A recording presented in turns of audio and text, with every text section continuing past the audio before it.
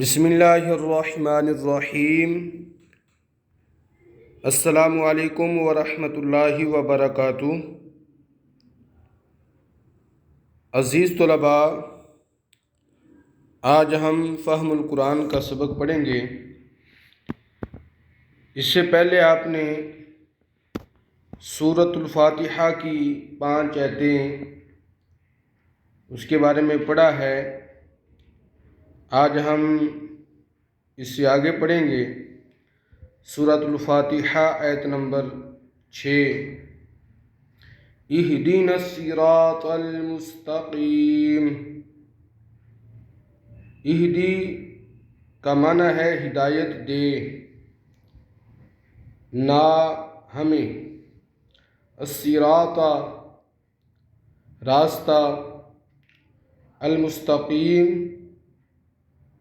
مستقیم کا معنی ہوتا ہے سیدھی لائن، یعنی کہ سیدھا راستہ۔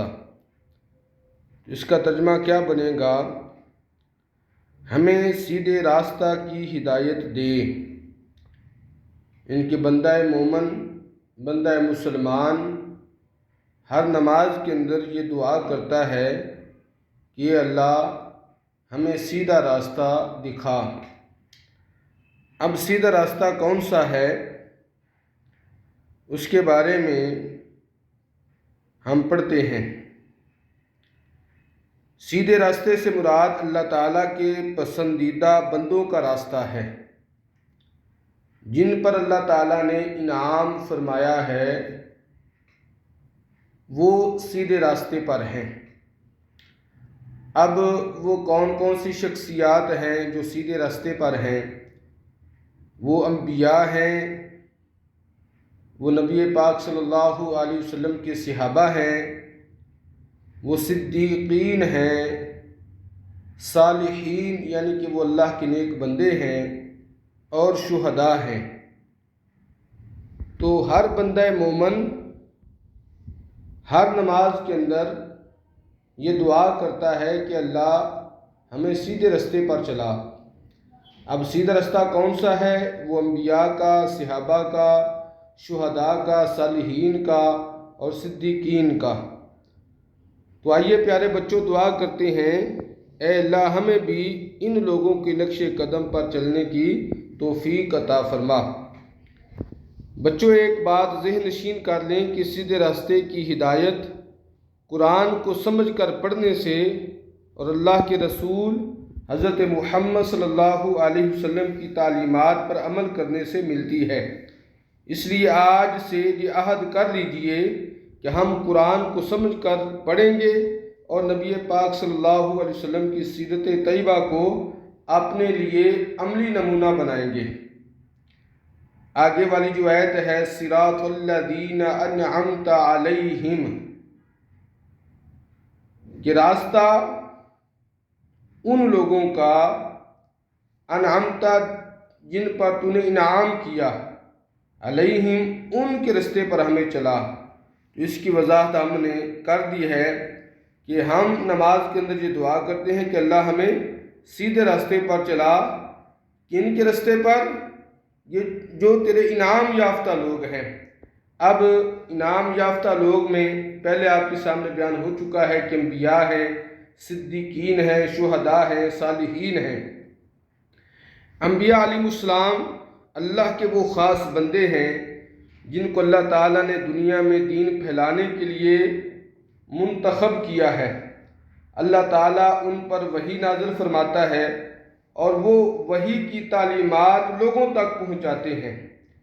اس طرح انہوں نے اللہ کے بندوں کو اللہ کے دین کی دعوت دی، معاشرے سے بے بنیاد عقائد اعمال کو عقیدہ توحید اور نیک اعمال سے بدلا، اور اعلیٰ اخلاقی معیار کو انبیاء علیہ السلام قائم کرتے ہیں۔ یعنی کہ ایک عظیم معاشرہ جو ہے وہ ان کی تعلیمات سے تشکیل پاتا ہے۔ صدیقین وہ لوگ ہیں جنہوں نے انبیاء کی ہر بات کو سچ مانا، کسی میں بھی شک نہیں کیا اور ساری زندگی اسی پر عمل کرتے رہے۔ اس کی مثال میرے آقا صلی اللہ علیہ وسلم کے عظیم ساتھی حضرت سیدنا ابو بکر صدیق رضی اللہ تعالی عنہ ہیں۔ دیکھیے انہوں نے آقا علیہ السلام کو ماننے کا جو حق تھا اس کو ادا کیا، ان کی ہر بات کو مانا۔ اب جب نبی پاک صلی اللہ علیہ وسلم کو اللہ تعالیٰ نے اپنا دیدار کرایا، واقعہ معراج، تو جب مشرکین نے یہ بات سنی تو انہوں نے مذاق اڑانا شروع کیا۔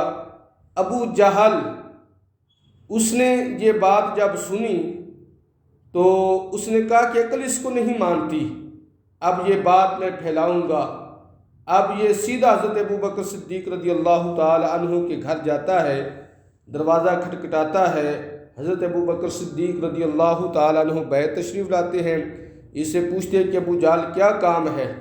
تو یہ آگے سے اس کو کہتا ہے کہ مجھے ایک سوال کا جواب دو کہ ایک شخص جو ہے وہ دعویٰ کرتا ہے کہ میں رات کے تھوڑے سے حصے میں مکہ مکرمہ سے بیت المقدس تک گیا ہوں، اور جو بہت بڑا فاصلہ ہے، تو وہ کہتا ہے کہ رات کے تھوڑے سے حصے میں نے یہ فاصلہ جو ہے وہ طے کیا ہے، کیا عقل اس بات کو مانتی ہے؟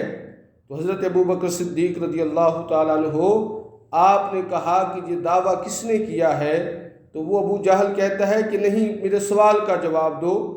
آپ جب اصرار کرتے ہیں تو وہ کہتا ہے صاحبکم، یہ تمہارا دعویٰ جو ہے تمہارے صاحب نے کیا ہے، یعنی جن کا تم کلمہ پڑھتے ہو، جن کو تم نبی مانتے ہو، انہوں نے یہ دعویٰ کیا ہے۔ تو حضرت ابو بکر صدیق رضی اللہ تعالیٰ عنہ آپ فرماتے ہیں کہ اگر انہوں نے یہ دعویٰ کیا ہے تو ابو بکر صدیق رضی اللہ تعالیٰ عنہ اس کو بھی ماننے کے لیے تیار ہیں۔ وہ کہتے ہیں کہ میں خود گیا ہوں، اگر وہ یہ دعویٰ کرتے کہ میں اپنے گھر والوں سمیت گیا ہوں تو ابو بکر اس کو بھی مان لے گا۔ تو اس طرح ماننے کا حق ہے۔ تو اس کے بعد آپ کا لقب جو ہے وہ صدیق پڑا۔ تو نبی پاک صلی اللہ علیہ وسلم، انبیاء علیہ السلام جو اللہ کا پیغام آ کے لوگوں کو سناتے ہیں، اب جو لوگ ان کی دعوت کے اوپر لبیک کہتے ہیں اور ان کا ہر طرح سے ساتھ دیتے ہیں، تو ہر بات ان کی سچ تسلیم کرتے ہیں، ان کو صدیق کہا جاتا ہے۔ اس کے بعد شہداء ہیں، شہید کی جمع شہداء ہے۔ شہید وہ ہے جو اپنی زندگی کے ہر عمل سے یہ گواہی دے کہ وہ صرف اللہ کا بندہ ہے اور اللہ سے محبت کی خاطر ہر چیز اللہ کے راستے میں قربان کر دے، حتیٰ کہ وہ اپنی جان کو بھی اللہ کی راہ میں قربان کر دے، اس کو شہید کہا جاتا ہے۔ صالحین یعنی نیک لوگ، جو لوگ صرف اللہ کی محبت میں برائیوں سے پاک رہتے ہیں اور نیکی کے کاموں میں ڈٹے رہتے ہیں، وہ صالحین ہوتے ہیں۔ تو ہمیں ہر نماز کے اندر یہ دعا مانگنی چاہیے، اور جو مانگتے بھی ہیں کہ اللہ ہمیں سیدھا راستہ چلا۔ سیدھا راستہ کن کا ہے؟ وہ ان چار شخصیات کا ہے، انبیاء کا ہے، شہداء کا ہے، صالحین کا ہے، صدیقین کا ہے۔ تو ان کے راستے پر چلنے کی ہم دعا کرتے ہیں، اللہ تعالی ہمیں ان کے راستے پر چلنے کی توفیق عطا فرمائے۔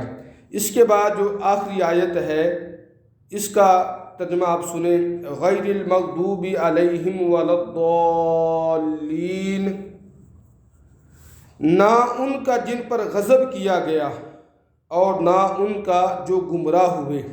یعنی کہ ہم اللہ سے یہ دعا کرتے ہیں کہ اللہ ہمیں سیدھا راستے پر چلا، اور ان کے رستوں پر نہ چلانا جو تیرے ناپسندیدہ لوگ ہیں، جو گمراہ ہو چکے ہیں، جو رائے راست سے ہٹ چکے ہیں، ان کے رستے پر ہمیں نہ چلانا جو تیرے غضب میں مبتلا ہو چکے ہیں، جن پر تیرا عذاب نازل ہو چکا ہے۔ اے اللہ ہمیں ان کے رستے پر نہ چلا۔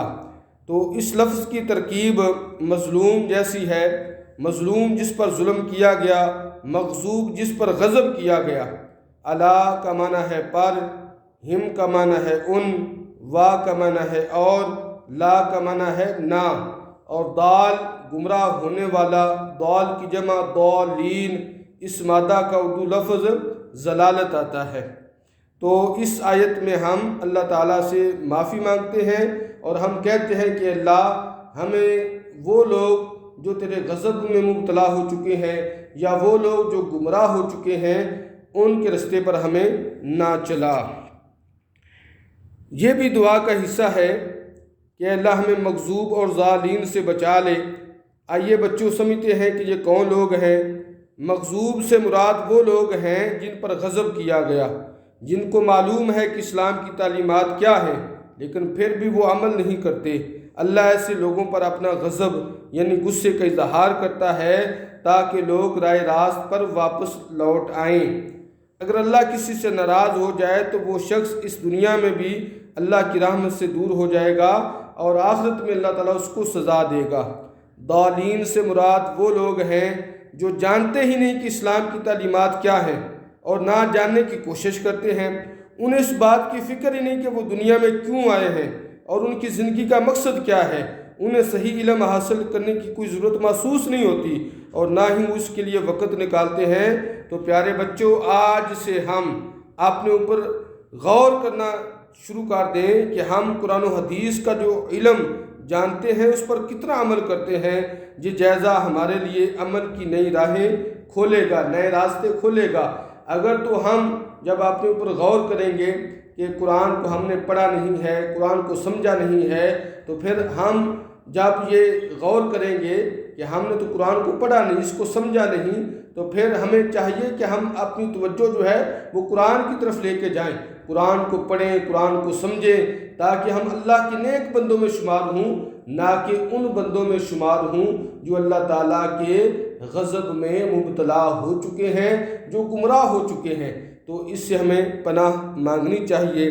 بیٹا اپنا خیال رکھیے۔ السلام علیکم ورحمۃ اللہ وبرکاتہ۔